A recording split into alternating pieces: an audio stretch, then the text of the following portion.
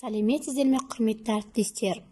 Мен номері 18 жалпы білім беру орта мектебінің бастауыш сынып мұғалімі Қарамырзаева Сәнімай Ғабитқызы боламын. Қазіргі таңда бастауыш сынып оқушыларының қабылдау ерекшеліктеріне байланысты зейіні тұрақсыз, бірақ қызықты мазмұнға оңай назар аударады. Қоршаған ортаны көрнекілік арқылы қабылдайды. Қимыл қозғалыс арқылы жақсы үйренеді.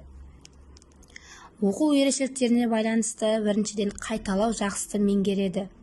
Ойын арқылы оқуға бейім, эмоциялық қолдау маңызды рөл атқарады. Жаңа білімді бұрынғы білгенімен байланыстыра отырып қабылдайды. Дағдылары бойынша оқу дағдылары әріп танып, буындап оқиды, мәнерлеп оқиды.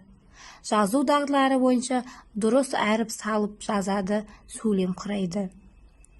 Тыңдау және сөйлеу дағдылары мұғалімнің сөзін тыңдап, ойын байланыстыра жеткізе білуі.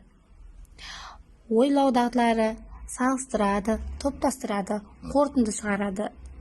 Өзін-өзі реттеу дағдылары, яғни тапсырманы соңына дейін орындап, тәртіп сақтайды. Осы бастауыш сынып оқушыларының үздік оқыту технологиясы бойынша қазіргі таңда фантазияға ерік беретін балалар өте аз. Оқушының қиялын дамыту үшін мен осындай әдісті ойлап шығардым. Бұл әдістің аты флайер. Флайер әдісі қиял ғажайып фильмдерінде адам қиялынан туған жасанды ұшу аппараты. Флайер әдісі жалпы әдебиеттік оқу сабағында оқушылардың мәтінді терең түсінуіне, ой қорытуына және өмірмен байланыстыра білуіне бағытталған тиімді әдіс. Бұл әдіс арқылы оқушылар әңгімені оқып қана қоймай, оның негізгі ойын, кейіпкерлердің іс-әрекетін саралап, жеке тәжірибесімен байланыстырады, қорытынды ой түйе алады.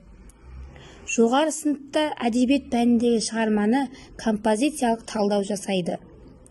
Соның бастамасы ретінде оқушыларының жасына лайықтап осы әдісті қолға алдым. Флайер әдісі негізінен 4 кезеңнен тұрады. Мәтіннің негізгі ойын анықтайды, кейіпкерлерді талдайды, өмірмен байланыстырады, қорытынды ой айтады.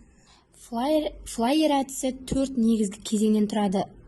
Яғни оқушылары бірінші мәтіннің негізгі ойын анықтайды, кейіпкерлерді талдайды, өмірмен байланыстырады, қорытынды ой айталады.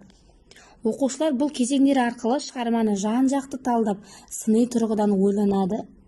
Әдіс бастауыш сынып оқушыларының жас ерекшеліктеріне сай, қызықты әрі ойын түрінде ұйымдастырылады. Сабақтағы рөлдер ретінде қарастырсақ, пилот әңгімені оқып, талдауға бастама жасап береді. Ал стюардесса тірек сөздер арқылы мазмұнын нақтылайды. Жолаушылар бұлар оқушылар болады.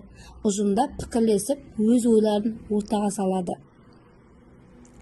Бұл әдістің жаңалығы рөлдік элементтердің енгізілуі, яғни оқушылар пилот, стюард, жолаушы рөлдерін ойнап, өздерін шынайы ұшақтағы жолаушылардай сезінеді. Бұл оқу процесін ойымен ұштастырып, қызығушылықты арттырады.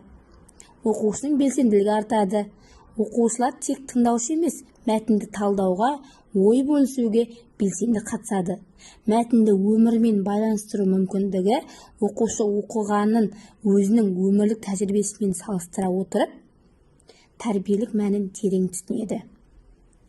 Оқу үдерісіне креатив пен эмоционалды реңк енгізеді. Әдіс балалардың қиялын дамытып, мәтінге деген жағымды эмоционалдық көзқарас қалыптастырады. Сыни ойлау мен сөйлеу дағдылары дамиды. Әр кезеңде оқушыдан өзінің өзіндік көзқарасын, қорытынды дәлелін күтетіндіктен олардың сыни және байланыстырып сөйлеу қабілеттері жетіледі. Бұл әдістің артықшылығы оқушы әр сабаққа ұшаққа билет алғандай дайындықпен келеді. Бұл оқушының сабақты күтумен, қызығушылықпен қарсы алуына себеп болады. Сабақ басталмас бұрын олар бүгін қандай бағытқа ұшамыз, қандай тақырып зерттейміз деп алдын ала ойланып, сол күнгі мәтінді зерттеп келеді. Осылайша жауапкершілік сезімі артады, өздігінен ізденуге дағдыланады, сабаққа психологиялық дайындықпен қатысады. Мәтінді алдын ала біліп, талдап, сапасын жақсартады. Флайер әдісінің заманауи талаптарға сәйкестігі. Біріншіден, жаңа формация бейімделген әдіс оқушыны ақпаратты дайын күйде қабылдаушы емес, ізденуші, талдаушы, шығармашыл тұлға ретінде қалыптастыруға бағытталады. Екіншіден, құзыреттілікке негізделген оқытуға сай. Оқушы мәтінді түсініп қана қоймай, қолданады, оны өмірмен байланыстырады, өз ойын қорытындылайды. Үшіншіден, сыни тұрғысынан ойлауды дамытады. Флайер әдісі арқылы оқушылар сұрақ қою, талдау, салыстыру, дәлелдеу дағдыларын жетілдіреді. Бұл қазіргі білім берудің басты мақсаттарының бірі. Осы әдісті тәжірибе ретінде қолдандым. Күй құдіреті аңызы тақырыбына ең біріншіден пилот бір оқушыны алдым, стюарт қылып екінші оқушыны алдым. Ал жолаушылар бұлар оқушылар болады. Пилот мәтінді оқиды, стюардесса тірек сөздерді ұсынады. Мәтінді пилот оқып, мәнерлеп оқиды. Тірек сөздері стюардесса табады, яғни Фараби, Қыпшақ, күй, сарай, мәз-мейрам, қамығу, ұйықтау, өнер, құдірет. Тірек сөздер арқылы мәтінді ескере отырып, негізгі ойды тереңірек ұғынады. Ал жолаушылар мәтінді тыңдайды. Мәтіннің негізгі ойы: күй адамның көңіл күйін, жан дүниесін өзгертетін құдіретті өнер. Музыка тілсіз сөйлейтін жүрекке әсер ететін күш.